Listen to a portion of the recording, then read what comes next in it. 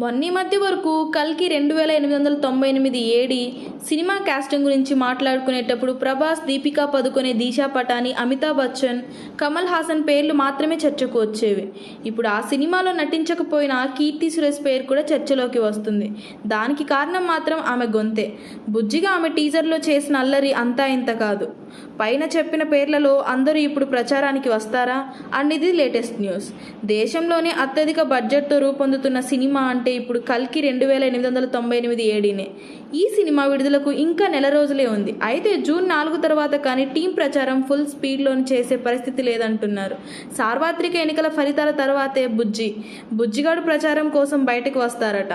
అయితే మరి ఆ ప్రచారంలో దీపికా పదుకొనే కనిపిస్తుందా? ఇప్పుడు ఇదే చర్చ జరుగుతోంది. ఎందుకంటే కల్కి సినిమాలోనూ సౌత్లో ప్రచారం చేయాలంటే ప్రభాస్ కటౌట్ ఒకటి సరిపోతుంది.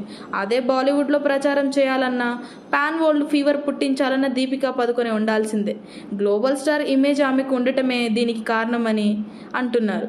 కానీ ఆమె ప్రచారానికి వస్తుందా అనేది తెలియడం లేదు. ఇప్పుడు ఆమె గర్భవతి అని టాక్. ఇటీవల ఆమె బయటకు వచ్చినప్పుడు బేబీ బంప్ కనిపించిందట. దీంతో ఈ సమయంలో ఆమె ప్రచారం కోసం ఇండియా టూర్ చేస్తుందా అనేది తెలియడం లేదు. దీంతో మరో హీరోయిన్ దిశా పటానితోనే ప్రచారానికి గ్లామర్ యాడ్ చేయాలని టీం అనుకుంటోందట. మర్చిపోకూడదు మరి.